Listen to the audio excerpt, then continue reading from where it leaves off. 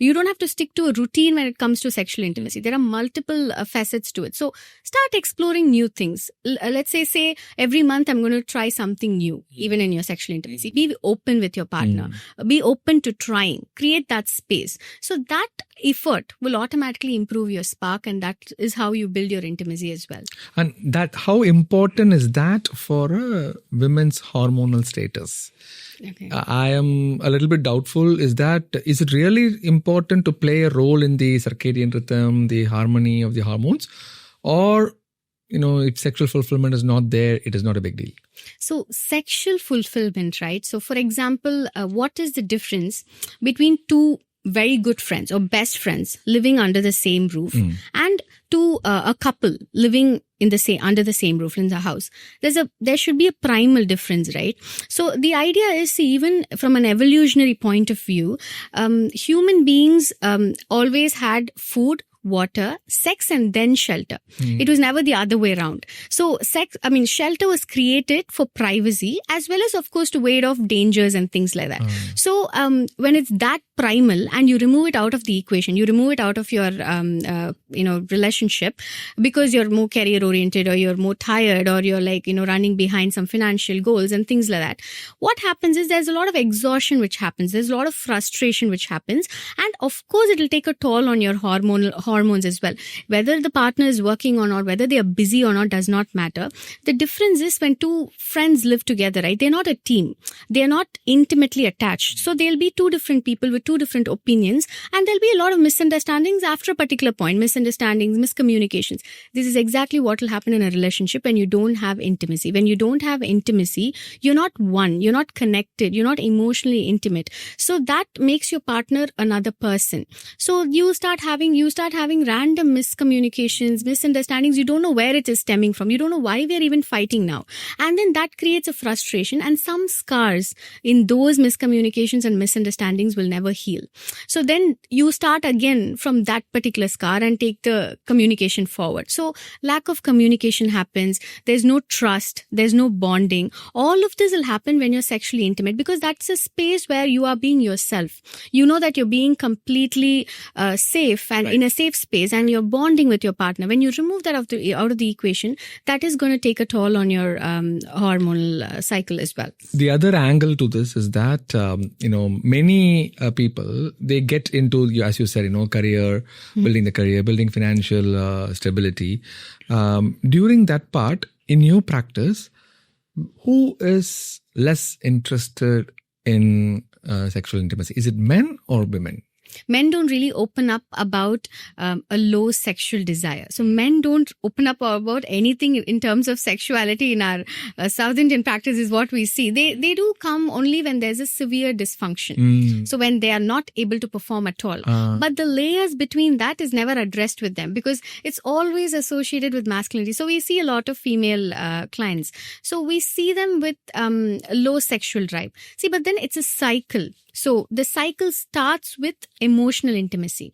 So when you prioritize other things in life, when you don't give time for being together, when women don't feel that emotional intimacy with a partner, of course they are not going to have a drive, a desire.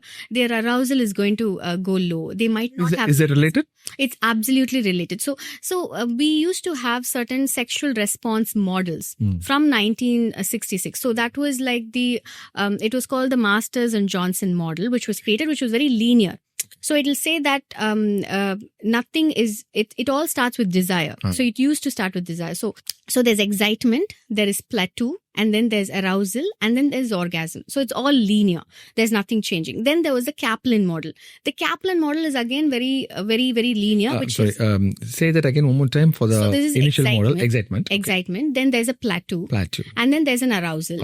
And then there's an orgasm. And then there was the Kaplan model, which was like desire, arousal, and orgasm. Okay. So this was also pretty linear. But then in 2000, they revised it based on the women's perspective.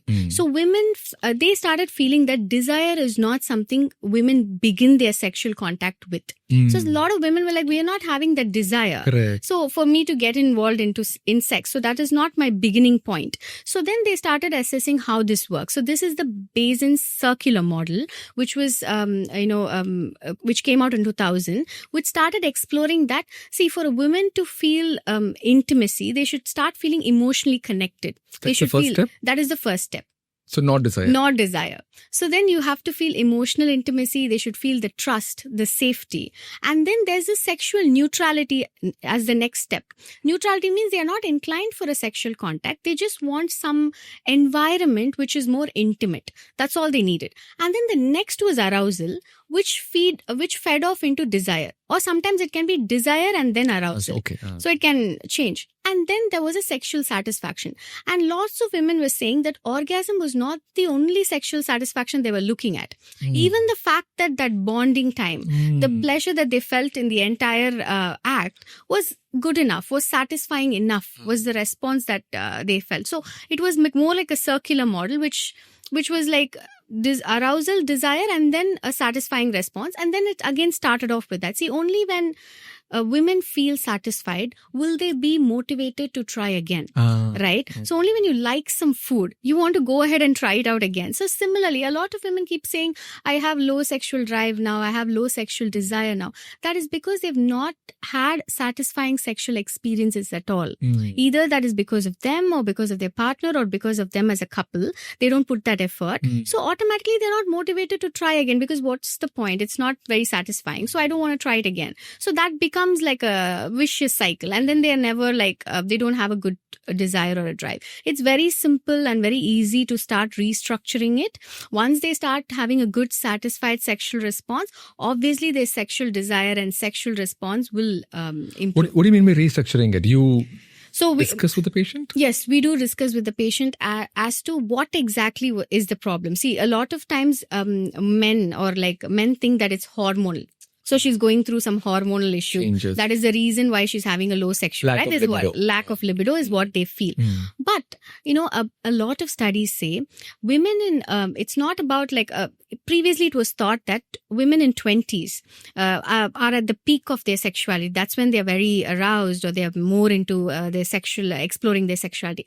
But actually, only in their early 30s and late 30s are women more sexually active and more, it peaks more. The libido peaks more only in the early and the late 30s. That's not in the 20s. Not in the 20s.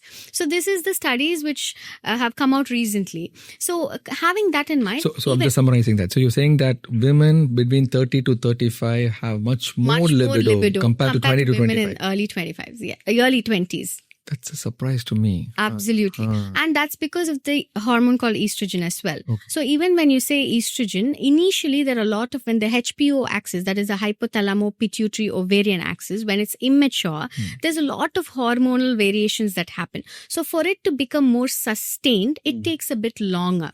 So we assume that it's early 20s where it gets stabilized. Yes, it gets stabilized in terms of major changes like period cycles and ovulation cycles. But when it comes to libido, so these are the accessory responses, right? When it comes to that, it sort of settles better, or it starts spiking and it improves better only in the early 30s and feeds off towards the end of early 30s. So that's how it is.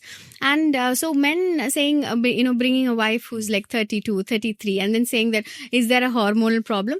See, sometimes it's in very rare case scenarios, it can be thyroid, it can be a very low hemoglobin levels where she's very fatigued technically. But it's not that common. It's not that common. And maybe post-childbirth. Wait. So men bring their wife stating that they have lack of libido. And they'll be like, my sexual drive is normal, but my partner is having a low sexual drive. I think it is a hormonal problem. That will be their only intention. Okay. They will never assume that we're not giving some time for my wife and I'm not making it pleasurable. See, pleasurable as in it works both ways, correct, right? So even the women will not communicate. she might not even tell the partner, okay, this is what works for me. So this needs more stimulation, or I need this to be done better. So then I'll have a better orgasm, or I'll have a better satisfying response. So of course the partner will also not know. So if you don't communicate well, then they will not know. So they might also not put that much of effort that is required. So when she doesn't have a very satisfying response, she automatically starts focusing on other things, children, work, and day-to-day activities and things like that, and then the libido drops. But if you intentionally start putting a lot of effort, we see that the sexual drive is back on track without any medical help or without any hormonal support required.